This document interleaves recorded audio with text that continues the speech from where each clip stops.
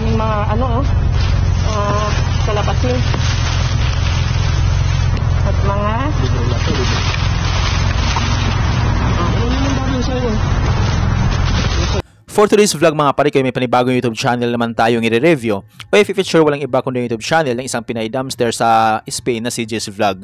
So yan pare, ito si Jess Vlog ay meron siya may 220,000 subscribers. Ginawa yung YouTube channel noong December 15, 2019 at may total video views na umabot sa 64,937,392. Dito sa video ito mga pare ko ay ating alamin kung magkano na nga ba ang kanyang estimated YouTube sahod. So requested nila ni Kristen at ni JG Navarro. So shoutout sa inyong dalawa at God bless. Disclaimer, lahat na makikita yung amount dito o mababanggit kong amount dito ay pawang estimated po lamang gamit ang Social Blade.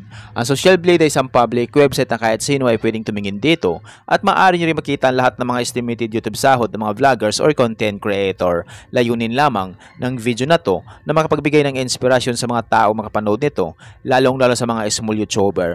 So yung kung ano pang hintay natin, samahan nyo kung i-review natin ang status ng YouTube channel ni Jess Vlog.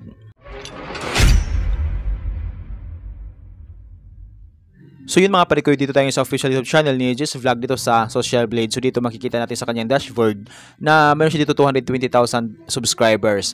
At yung kanyang videos na na-upload ay meron siyang 983 videos upload. At yung kanya naman video views, nakakuha na siya ng 65 million total video views. Ginawa yung YouTube channel noong December 14, 2019. Total grade na nakakuha siya ng letter B. Social Blade rank ay pang 551,521. Subscriber rank ay pang 2,079.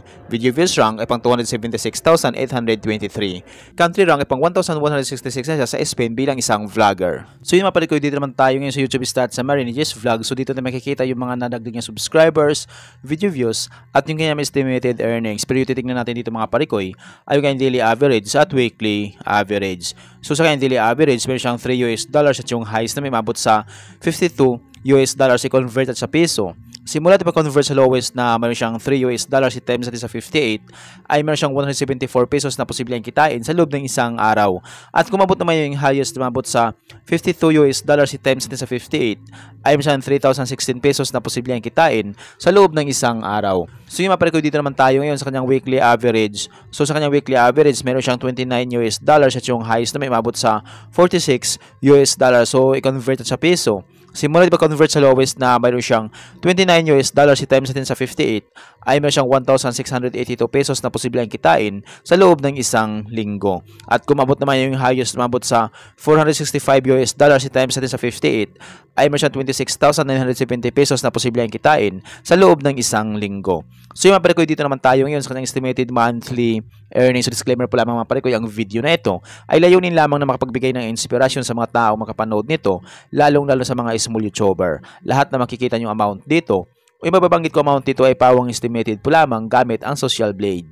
Ang Social Blade ay isang public website na kahit sino ay pwedeng tumingin dito at maaari nyo rin makita ang lahat ng mga estimated YouTube sahod ng mga vloggers or content creator. So yung mga parikoy, ito si Jess Vlog ay requested ni Kristen at ni JG Navarro. So shoutout sa inyong dalawa at God bless. So dito nga sa kanyang estimated monthly earnings, meron siyang $98 at yung highest na may mabot sa $1,600 i-convert sa peso. Simula pa convert sa lowest na mayroon siyang $98 i-times natin sa 58 ay mayroon siyang 5,684 pesos na posibleng kitain sa loob ng isang buwan. At kung mabot naman yung highest na mabot sa $1,600 i-times natin sa 58 ay mayroon siyang 92,800 pesos na posibleng kitain sa loob ng isang buwan. Pero maraming magbabago pa ito mga parikoy, depende sa dami ng views na makukuha ni Jess Vlog. So dahil sahod ng mga vloggers or content creator, nakadepende sa dami ng views, hindi sa dami ng subscribers. At laking tulong din yung mga viewers na hindi nag-i-skip ng ads. So kapag once na hindi po tayo nag-i-skip ng ads, medyo lalaki ang YouTube sahod ni Jess Vlog.